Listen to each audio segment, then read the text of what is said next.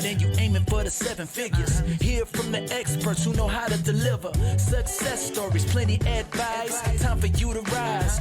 REI Tribe, yeah. Real estate agents to investors. All my entrepreneurs, time for you to check this. Yoann, Dorat, he's getting it started, man. From running businesses to digital marketing. Hey, REI Tribe.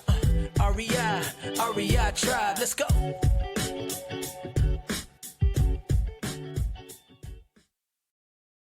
Hey, what's going on, guys? Welcome to this new episode of the REI Tribe podcast. Today I have a very special guest, my good friend Gatien. Welcome to the show, man. Thanks, Yoann. Nice to be here. Yeah, absolutely. And so today we're going to do like an episode a little bit different than what we usually do. I usually have a lot of, real estate investors, and your background is slightly different because you're more in the retail market, but you specialize really in the luxury market. And so I think we have a lot of people in our audience that either I heard about the Florida market and South Florida in particular and the boom that we experienced in the last few years. So yeah, we're going to touch base on, the current market in Florida, how you've seen, the market change. And then we'll talk a little bit about, your background, because we have a similar path. You lived for a few years in France, you grew up in France. I did too. And so let's talk a little bit about all of that. But first, before we get started, can you tell us a bit more about, how did you get started in real estate? Like, how did you figure out that there was something to do in this market? Well, it wasn't my first choice. My first choice, what I thought I would set out to become when I started college, was probably going to be an economist in a think tank or something like that. But luckily, my school here in Boca Raton, Lynn University, where I did my bachelor's degree in 2.5 years, they required us to do an internship. I did an internship for a 3-month period up actually in Detroit, where you're very familiar with, in a Fortune 500 company. I was in their finance department, and it was a great experience. I excelled at the job. I did what I was asked and exceeded expectations, but it wasn't something I could see myself doing on the long term. It was, it was all concentrated in a corporate location. It was, we were over 1,000 employees in one area. Parking was a hassle. Everything was difficult. And it wasn't something I could see myself doing on the long term. So when I got to the end of my college career, it was either doing a master's and maybe furthering my education in international business, or maybe doing economics also. But my father, who had been doing real estate development in Los Angeles and then subsequently in France, where we lived for 6 years, he recommended that I maybe just try, maybe do another internship with a friend of his in South Beach, who had his mortgage license, who was a mortgage broker, but who was also a real estate broker. So I tried that for a few months, really liked it, and that's how I got started. So he was doing both the real estate side, like the brokerage, but he was also providing loans, right? Exactly. His goal was to be a one-stop shop. It was a boutique firm, set on Lincoln Road, but it was really to be a one-stop shop. He would get the buyer leads, he would work those, and then when it came time for them to get pre-approved for a mortgage, he would have that in-house as well, and then he would have some affiliation with title closing as well. That's a very smart model. I love this integrated model. I kind of tried like a few years back in Europe. I tried to build something similar with the same office space. We had a notary, which is a title company for the US. We had an insurance company, a mortgage company. We tried to have everything under one roof. I like this having this kind of synergy. I think it's very smart. So discovering this real estate industry, what part of the job interested you the most? Like, were you more focused on the mortgage side or more on the brokerage side? So at first, I was actually more focused on the mortgage side. Reason being is I'm new to Florida. I'm not from Florida. I'm from Los Angeles.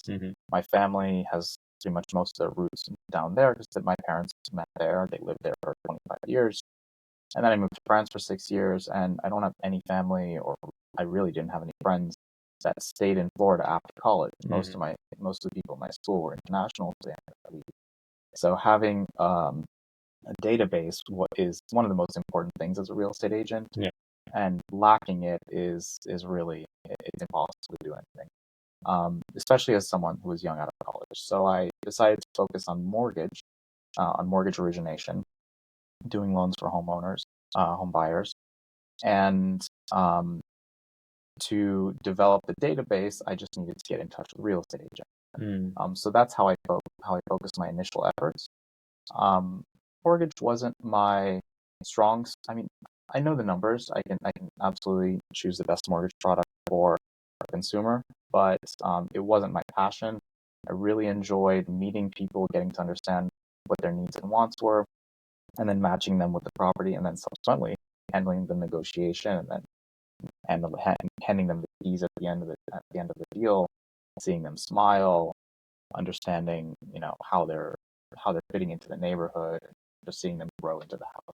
They were smiling back in the day because the interest rates were low. I'm not sure they still smile these days. Exactly. Interest rates when I started were, I think they were 5% average, 30-year fixed.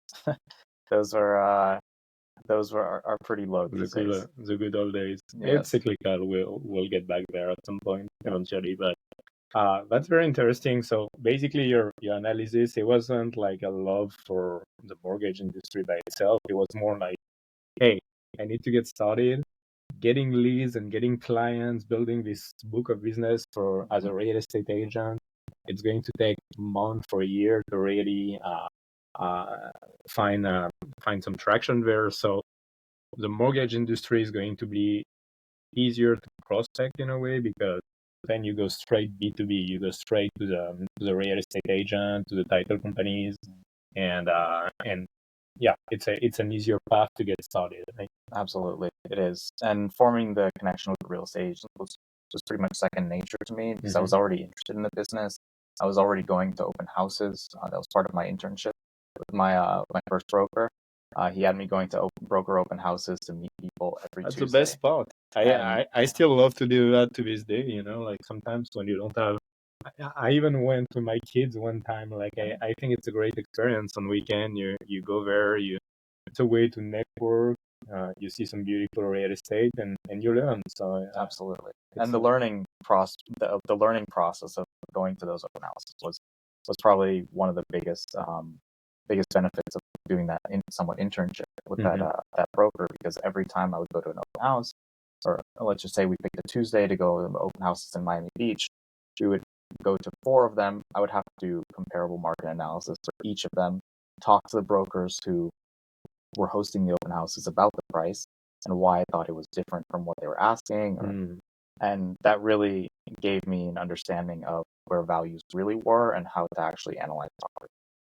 That makes perfect sense. So since your broker was doing both real estate and mortgages, did he require you to get licensed on both sides? Yes. Well, he didn't require me, but it was definitely something I wanted to, because down the line I knew I would absolutely need to have my mortgage license, because it would not only help me if I wanted to be a real estate agent by having the extra knowledge, but it would also help me in my own purchases. And since then, I've originated my own loan. I've helped friends originate and refinance theirs. But it was definitely something that was that I really wanted to have under my belt, the mortgage license. It was actually more difficult to get than the real estate license. Yes. Real estate license it's something that still to this day I can't really wrap my head around. It's in my opinion, a real estate agent, what they really need is marketing and sales. They should learn how to market themselves, and they should learn the sales aspect of it, really closing the sales and negotiating the best deal for their client. But when you look at the real estate license, it's really a book and 60 hours of courses about not getting sued. Exactly. That's it. Like there is no, you don't have any specific skill set about real estate going out with this license. And I think it's a shame. I think it should be completely reformed.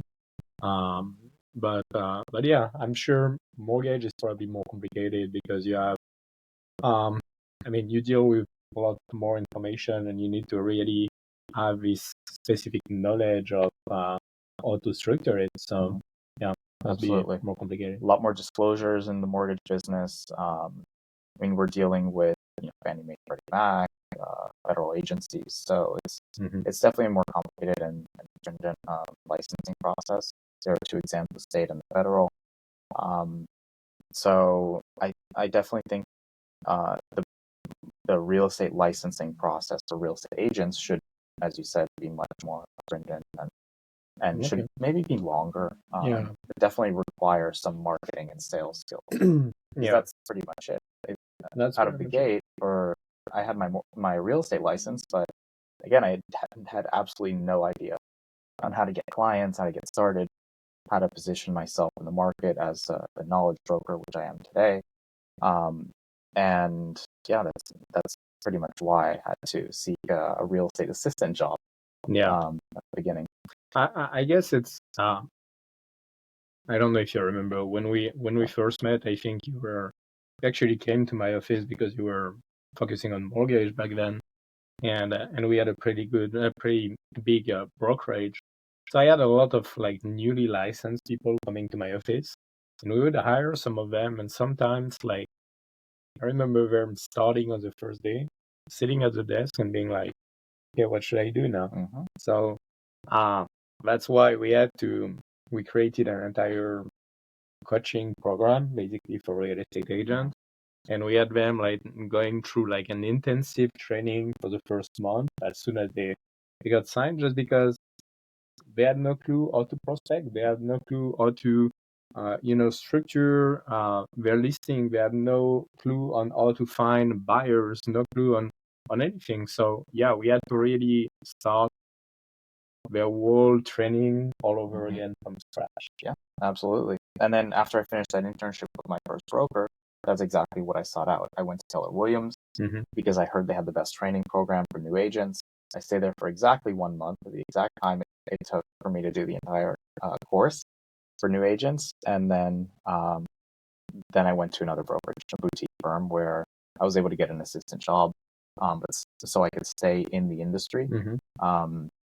And then just accumulate knowledge, potentially accumulate clients. It gave me like a lease on life, I'd say, within the real estate industry, because I didn't want to go to a corporate job. So as soon as you got your first experience with this first company, you knew right away that you didn't want to get a corporate job anymore, but real estate would be your path. Exactly. And then I also was able to decide that mortgage wouldn't be my path, my primary path. Okay. But yeah, it's true. That's exactly how we met. I was trying. It was really at the beginning of when I started in the industry. I did a presentation at your firm, which was really nice to do, and I got to meet quite a few good agents. But yeah, I wanted to stay in the industry, so I went to actually a boutique luxury firm. I knew I wanted to be in the luxury space as well. So explain to me a little bit more about why you choose to go into luxury, because I'm sure like you thought about it, you're a smart guy, you had all those different options in front of you. So why did you decide to go into this luxury market and not into anything else, like just staying in the mortgage or going into commercial or doing like mass market? What made you pick luxury? I thought that it aligned a little bit more with my experiences in life. I'm from Los Angeles. I'm from Beverly Hills. My father, we lived there until I was 7. My father saw a fantastic gap in the market in Venice Beach, California, which is now, that's, I believe, where Google has some of their headquarters. And it's just extremely expensive in luxury market. So my father kind of instilled in me the desire, but also the know-how on how to identify what could be, or what is luxury. And then I followed that path. So I wanted to stay within what was familiar to me, more or less, and what I knew best. Also, it was also what it was around me as well. Even after college, when I lived in South Beach. South Beach was originally known as a vacation destination and so on, but most buildings around me were luxury buildings. The houses around me were also 1 million plus, even back in 2015, 2016. Would So you it's what I was say familiar with. would you say as an agent it's the same amount of work working on like a $3 million house or $800,000 house? Hmm. I would say it's less work. Um, the buyers are a little bit different. Most of the time, 800,000 in Miami today is actually not a No, it's huge not a price. lot. Back then, pre-COVID, that would have definitely been considered, I would say, luxury, depending on the size of the house. But an $800,000 buyer today is going to be very, very picky. We're probably going to have to explore 3 to 5 different neighborhoods before we really pinpoint what he or Yeah. she wants, and then it's just going to be a lot more complicated. I'm not really into like the stats of the market in Miami, but I would even assume that since COVID, for 800,000 currently in Miami, if you want to be in a nice building, you probably just have a studio or 1 bedroom. Yeah, there are definitely one bedrooms in Brickell Flatiron, for Yeah. example, that are selling for 800,000. Um, Last week I closed for a good friend of mine a house for 870. It was just over 1,000 square feet, but it was in a very, very good location with a huge lot, 7,500 square foot lot, 75 by 100, which was a huge benefit in the perfect location near Bellmead. But yeah, today even $3 million is in some areas like Coconut Grove, Coral Gables. That's going to be your mid range. Yeah, It's not going to be. absolutely. You're not going to get brand new construction, 2,500, 3,500 square feet property. But yeah, it's one of those things that I realized in the retail side is that it's the same amount of work or even less work, as you say, because the buyers that you're going to deal with are not going to have the same mindset. I think they have more this sense of urgency and their time is more valuable, so they're going to to be easier to deal with. And I feel like paperwork is going to be the same, the marketing, all it takes to get those deals done is going to be the same as a lower price point. So I can definitely see the value. If I was to work as a real estate agent, I would probably try to be in the over $1 million kind of range.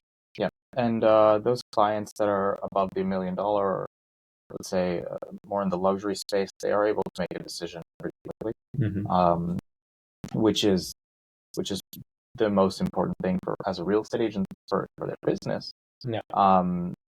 So being in the luxury space and 3 million plus, even 2 million plus, you'll be able to find better product that people are, they see the value immediately, versus having to explain it at a lower price point. So it's definitely easier to sell. As well. Yeah. And I think we were talking about that earlier off camera, but I was telling you this video that I watched of Ryan Serrant a few weeks ago, and he was talking about his billionaire clients, like he those works in Manhattan and very high end buildings. He's been really dealing with the 0.001% of the clients, and he was saying that the difference between even his millionaire clients that are going to be in like the 1 to 5 million range, and the ones that are at 10, 20 million, 30 millions, is that the 5 millions is going to come with an army of attorney, is going to look at everything in detail, while the billionaire is just going to send an emoji with a thumb up and asking where he should wire the money. So I think that's the difference in this kind of market. I think this kind of clients, once again, value their time differently. So yeah, that's definitely what it is. Now, talking about this market in Miami and how expensive it's getting now, especially for guys like us. I've been here for 8 years. You've been here for 10 years. I think it's so we've seen already this evolution from this period back in the day after the subprime, where the market was pretty low and on the way up, to this day today where everything is insane, and it seems like the entire country wants to move to Miami. So do you see any similarities between the market in Miami now and what you experience in LA? Because in LA everything seems to be so expensive too. I remember one of my friend was living in Laguna Beach, and in Laguna Beach, he was sending me listings, and he was like, look, for like $2 million, you have a shed. Basically, Exactly. it's everything is crazy expensive. And now I feel like Florida, that was an affordable market for all those years, is kind of becoming like LA and like some area of New York. So I'd be curious to know your feedback on that, since you kind of like live in both Yeah, areas. yeah, absolutely. We were really pre-COVID. We were really trailing behind all the major metropolitan areas in terms of highest prices per square foot. New York, Los Angeles being the main ones. And I would say in the past 3-4 years, we've seen an explosion in buyer demand for the luxury product, and subsequently prices per square foot have increased dramatically. Um, a good example of that is, pre-COVID, I don't even think we had a property, a waterfront house or something, or a luxury condominium that had sold above $3,000 a foot. And now we have quite a few of those in the 10, 20 of those selling every year. Wow. There was one property on San Marino Island that was a perfect lot, developer spec house that broke the $3,000 a foot price point for the first time in Miami Beach back in 2021. I remember seeing it when it was under construction and thinking, okay, yes, maybe 2,500 a foot. It's gonna be beautiful, has the perfect view, perfect exposure, orientation, has all the features. Was a very, very high end home, but it was definitely something we hadn't seen before. There were a few one-off sales on Indian Creek, but now we're seeing $75 million listings, $100 million Yeah. listings. So do you think those It's tech common. developers were visionaries, or were they just lucky to have the market moving in the right direction? Because that's something, as an investor, like we run comps all day long, and obviously I'm not in this kind of price range. We're in the mass market. We do volume, but we try to be as accurate as possible when we estimate and after read the value. It seems when I'm looking at the market and those like millions-dollar house, those tech house being built, it looks like there is no comps really. It's like trying to get as much as possible, and then they advertise at those crazy number, but it seems like the real sold comps are actually much lower. Like I see regularly like people like putting a listing at 20 million, and then when you see at what price it sell a few months ago, it actually comes down sometimes crazy like reduced price, like 12 million or something like that. And so it's very hard to understand all the project their margin on this kind of product. It's true. I think they see what's selling, they see the price trends, they understand the cost to build as well, replacement value, which is an appraiser's term as well. And they estimate based on those numbers, but then, developers also are, they're living in margins. They want to make sure that they maximize investment because it's a huge time commitment as well. It is, yeah. It's a long process to build something, whether it's in Miami, Los Angeles, New York. And there are a lot of risks involved. So they want to test a price point initially, and see what the level of interest is, get some feedback from buyers, then adjust accordingly. You rarely see spec home developers pricing it correctly and selling it the next day within a short period of time. Yeah, it seems like they're kind of like going blind at the time when they buy a lot. It seems to be like, okay, 3 years from now we're going to have this project off the ground, and we'll kind of see what the market can take at this time. That's true. I think too, like for developers that started before COVID, because as you say, like it takes like a few years to get the permits and everything lined up. The cost of construction increased dramatically. The cost of materials. So building a spec house 3 years ago and building it now is probably a completely different project. So, but yeah, it's a very interesting market. It's very interesting to see that coming up. Yeah. Absolutely. I would, and to answer your question, I wouldn't really call them visionaries. I mean, there are a few. There are a few like Todd Glazer, who's great at developing spec houses. He's one of the best in Florida, I'd say. But most of them go off of hard numbers and facts. They're pretty conservative in their estimates, and they were really not making too much money before, honestly. There were just a few developers who were very good at standardizing their building processes and floor plans and getting the right team in place. And now with the larger margins and maybe a few people who bought land when it wasn't very expensive, and now since then that land has increased and the resale values have increased, we're seeing a lot more people get into the game as well, and really come out on the other end when they sell the property at a great profit.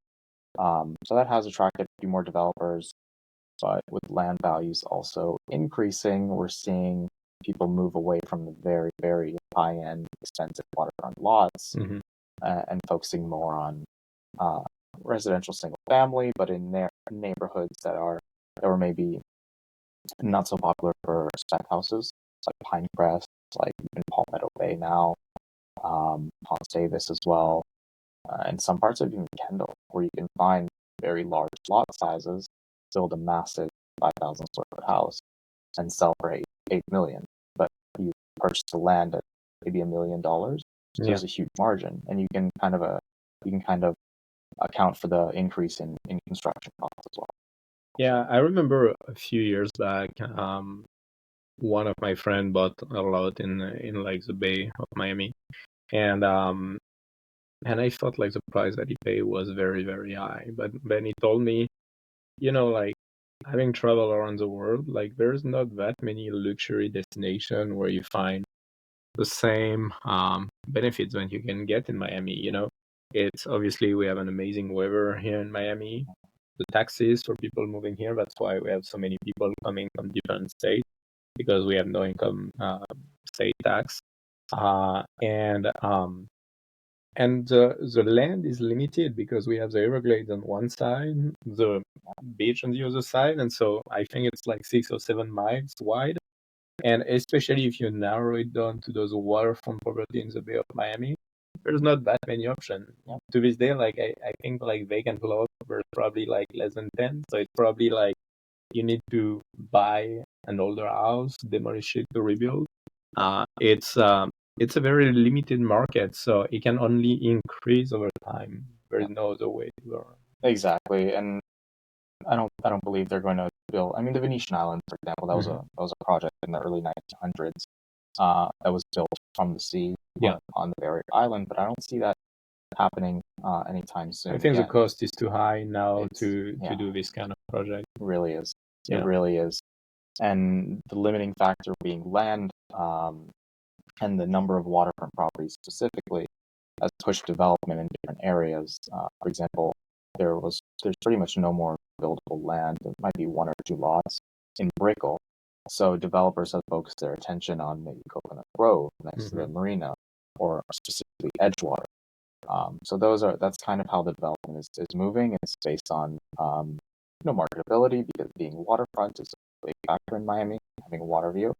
But definitely land is pretty scarce in Miami. Absolutely. And South Florida in general. Yeah, absolutely. Makes sense. So the residential market in South Florida had a reputation for years to be kind of like safe for a lot of, foreign investors. Like they would, especially I'm thinking about investors from Latin America and countries such as, Venezuela, Brazil, Colombia, maybe. They're buying those expensive condos in like, Sunny Isles, for example. And if you look at it, like it's interesting to drive by at night. You can see that most of those towers actually don't have a single light on, because no one lives in those places. They're really like safe. They're holding the value. Is it something that you're still seeing to this day? Like a lot of people buying properties more as a way to keep their money safe than really living in it? I would say it's less and less, especially since the pandemic. We've seen it probably has to do uh, quite a bit with the strength of the US dollar. Mhm. Um, but we're seeing also a lot more competition in terms of more buyers being in the market who are going to actually live in these properties, who are moving their businesses, who are moving their families here. So um, vacancies are very low, in my opinion. Um, Maybe Sunny Isles is a different market. It's always been more of a vacation investment, short-term play, um, more for people to park their money as well, um, or even as a hedge for political and social instability in their country. Areas of Miami that were also more or less vacant, like South Beach, south of Dip, was pretty much vacant half of the year. Now I mean, most of the buildings are lit up at night. People are residing there permanently. So what happened? Because I mean, I know that it's mostly for financial reason that people have been moving out of those states, such as New York, California. Uh, but those states had high taxes for years, for Yeah. decades. So what happened? What really triggered this massive influx of people moving to South Florida? I'd probably say most likely it was one of the reasons I would say is probably the differences in political opinions from especially California and and certain parts of Oregon and Chicago, where you see mayors and governors who have certain opinions and enact certain policies that just don't work well for a large portion or a large portion of the population, or You think even the minority. they don't like feel Just welcome in those states anymore? I would say so. I would say they're they don't really feel welcome. I've had a lot of clients, especially from California and New York, who have cited those reasons as as uh, as some of the main reasons why they've moved to Florida. Also, you have safety concerns. I mean, having lived the first 13 years of my life in Los Angeles, um, I understood what safety was and what the concerns could be. Just walking Dude, down the LA is beach. crazy. LA is absolutely insane. You were talking about your dad developing in Venice Yeah. Beach earlier. I went to California probably like 3 or 4 years ago. And growing up in France, it was a dream. Like you see it on TV, you see the Hollywood sign, you see like Hollywood Boulevard, Venice Beach, all of that. So I was very excited to get there. Well, it was something else. Like Different Hollywood reality. Boulevard is disgusting. It's dirty as hell. And then I went to Venice, and I remember like renting one of those like scooters, like the bird scooters or something.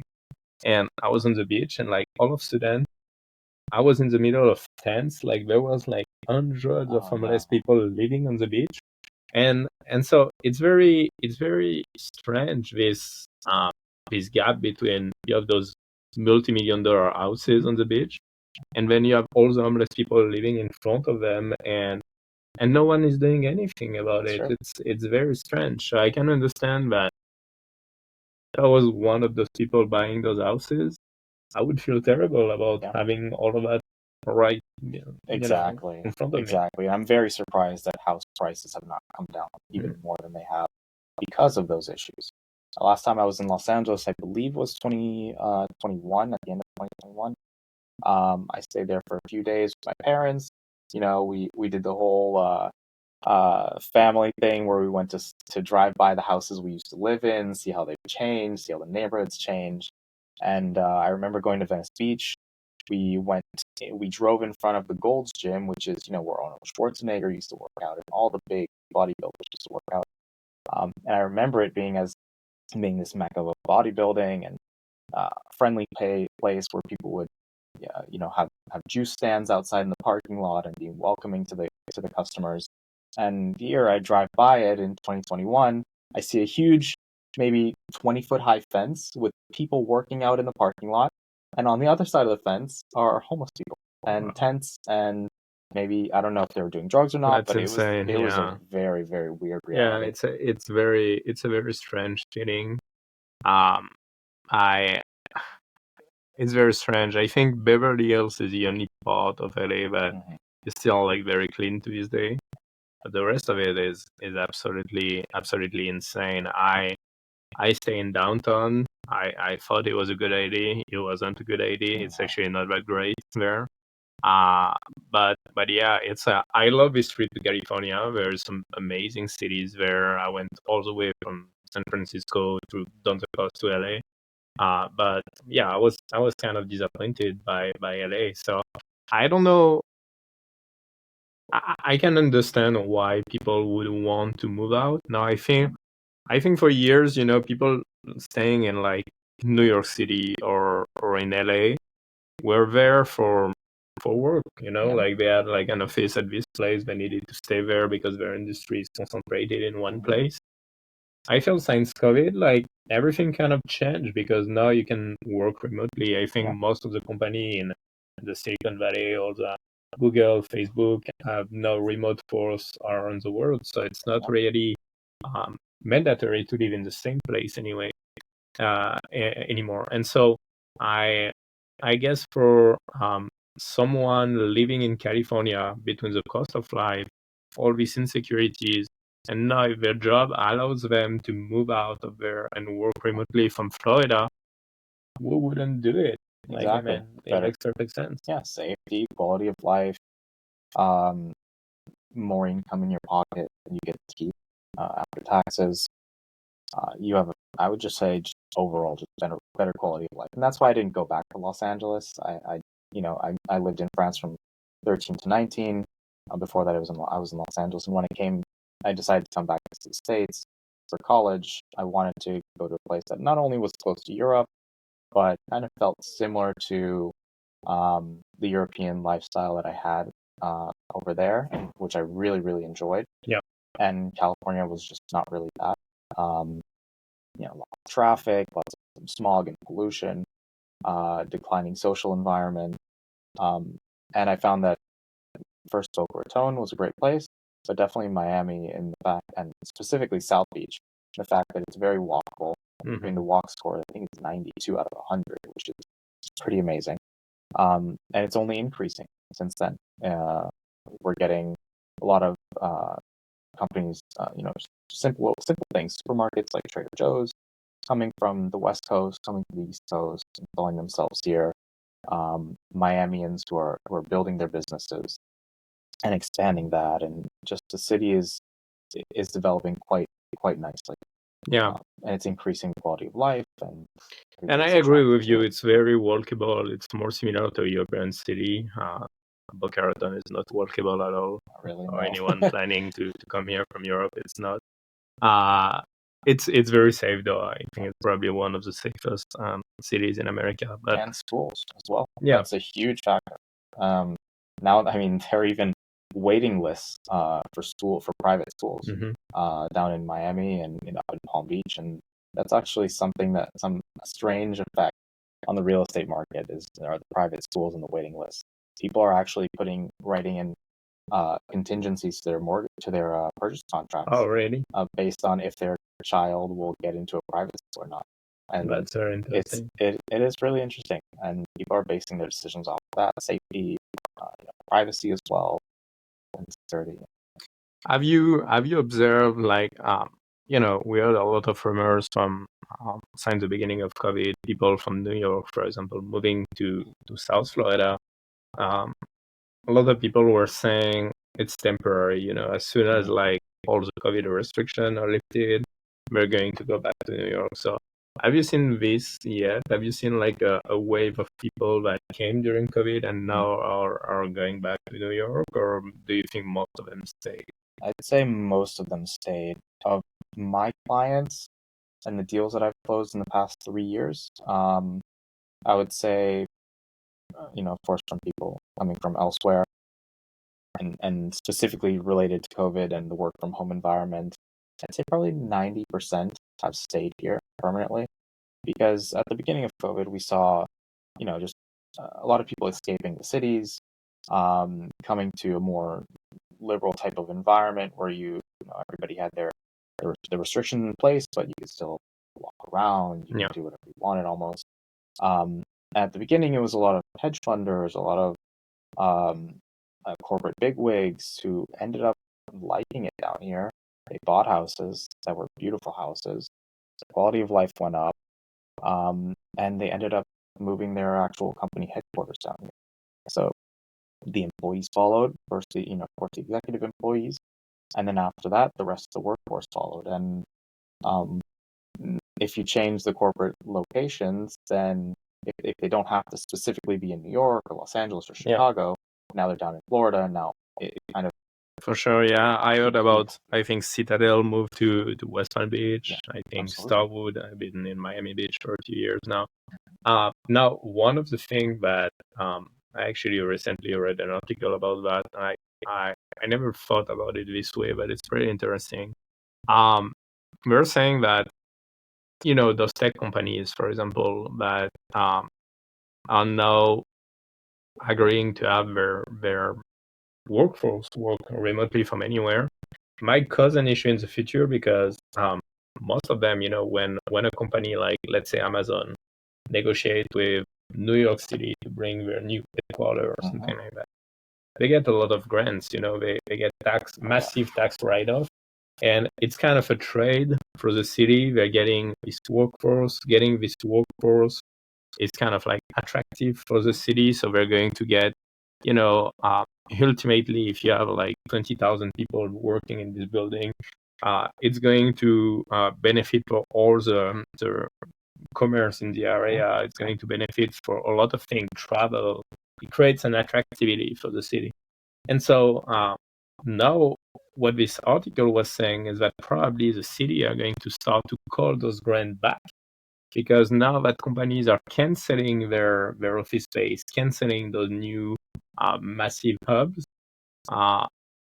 it's going to be an issue for those cities. And so the whole article was about this debate of do you think the tech company are going to kind of reverse everything and being like, hey guys, now finally you're going to have to come back to the office. And that's an interesting point because it could really shift the office market completely.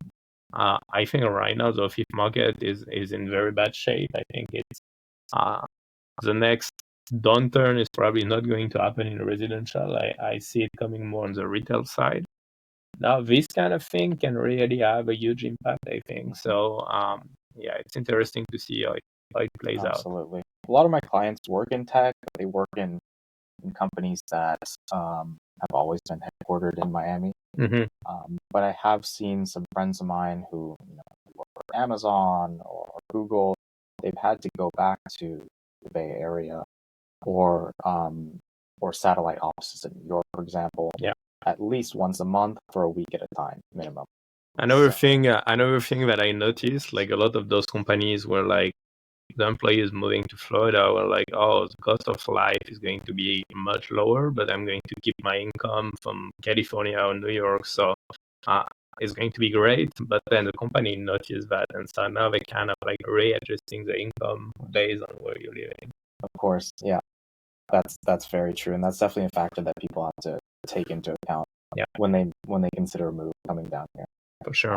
I even know some people that during COVID, work for like large corporation and they actually moved to like countries like Turkey or like different places in Europe where the cost of living is like much lower, or even Medellin in Colombia, and working remotely from there because like they had no way to know where they were actually based. But now companies are kind of like figuring it out. So it's going to be interesting to see how everything plays out. It's true. I can't wait to see it. Hopefully it won't be a big we won't feel the residual effects of especially the office market declining. Yeah. And then all of these things in the residential. But I mean, people are always going to need a place to live. As surprising as it is, even right now at 7% interest rate, for still real estate transactions, the market didn't crash. It's actually still going up here in South Florida. So I don't see it shifting anytime soon. No, I think the office market is due for a change, just because for years, it was a safe bet. Like everyone was starting syndication and buying those large office building and retail plaza at crazy numbers, like very low cap rate. Problem is now most of those loans are going to come due. There's going to be some balloon payment in the next 2 years. So that could really flood the market. Now, is it going to impact the residential? I don't think so.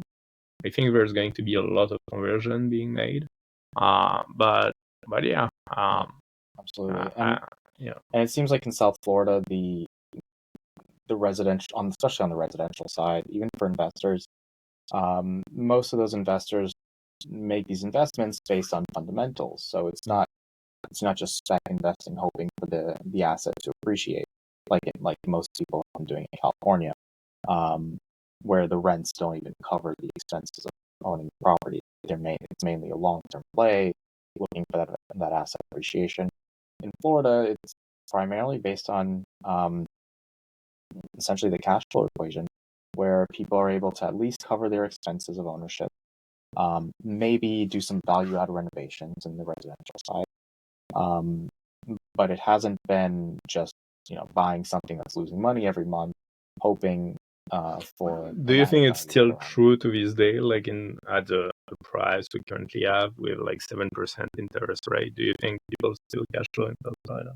It's rare, but I have found quite a few properties in areas that that are still somewhat cash flowing. Because even 8 years ago, when I first moved here, I looked at Miami, of course, because everybody was talking about Miami, but I realized pretty quick that cash flow was actually more up north, like Palm Beach 20, Broward, Palm Beach.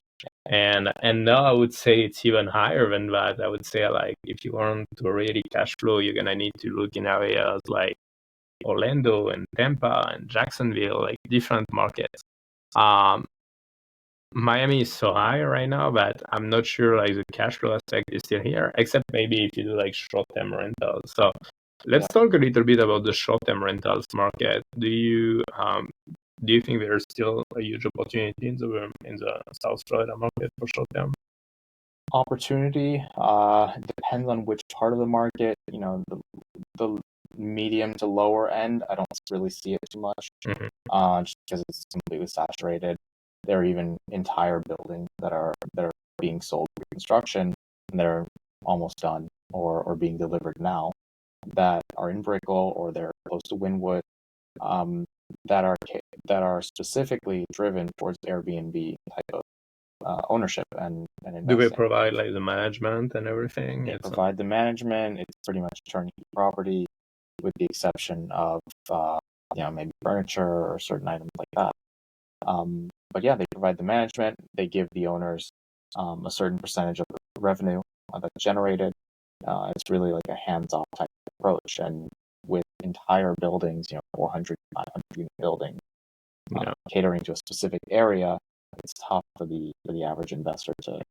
It's very tough. I actually had a conversation a few months ago with someone that does Airbnb in Miami, and he was explaining to me that his take is like you need to be on a very luxury segment of the market because you're going to attract like a totally different clientele. But if you're on the lower end, which is pretty close of what you were saying, then you're in competition with everything. You're in competition with the hotel because hotels are like breaking their price. So you're going to be in the same range, and you have a lot of inventory on the market. Now, if you're having, a very like luxurious 4, 5, 6 bedroom house in a great location, you're going to attract a different crowd. So yeah, that's probably what I would do. Up north in like the Palm Beach, this area, Palm Beach 20, anywhere, I mean, not Boca because Airbnbs are illegal in Boca, but anywhere from Dorat to West Palm Beach, I would say anything that is a house, minimum 3-bedroom with a pool east of 95 is probably still a safe bet. But now, when you look at the comps on AirDNA or this kind of software, sometimes you're surprised. Like I underwrote some deals where I realized that just putting like a long-term tenant is actually sometimes a safer bet. It's very common. I actually have some I've worked with some investors and had some listings recently and in the past 2 years where it was specifically catering to that audience. It was, 3-bedroom up to a 5-bedroom luxury property. On the resale, like I would just say market value is going to be between 1.5 and 2. But that person and those investors were specifically catering to that Airbnb short-term rental type of clientele that's looking for something larger than a hotel can offer in a great location with the privacy and with the pool and with the outdoor condition. So being in that specific sector is, it's still pretty profitable actually. But we are also, I'm more on the long-term rental and specifically sales side. So we're kind of tiptoeing between how much the Airbnb and the short-term rentals are making versus how much a long-term tenant can pay. And sometimes there's a little bit of a disconnect because long-term tenants provides more stability. They're lower cost and operating costs. You don't have to clean the property and so on. You don't have the short-term rental taxes. So finding the balance between the two is somewhat difficult on occasion, but it is many times, specifically when the property is marketed correctly, it's many times more profitable to find a long-term tenant than to run the Airbnb. Okay. Plus, it allows the investor, it frees up their time to find more property. Yeah, that makes sense. So I think we have just a few minutes left. So let's say someone in the audience today wants to, come down to Miami, maybe move here, maybe just do an investment because, they see themselves moving here down the road or just want to have like a place here. Which area do you see as like a good up and coming area that is not overpriced yet, that is not the middle of the hood, but is like really an up and coming area? I would say there are definitely two. I would say east of I-95 in Miami, between 41st Street Bridge that connects to Miami Beach and the 79th, 71st Street Bridge that connects also to Miami Beach. So that would be the Mimo area, the Buena Vista area, Morningside, Belmead, and then Bayside. So it's a small pocket. It has a lot of different names because it's more of a historical district without the historical restrictions on building. Benefit of those areas is actually the way it's changed over time.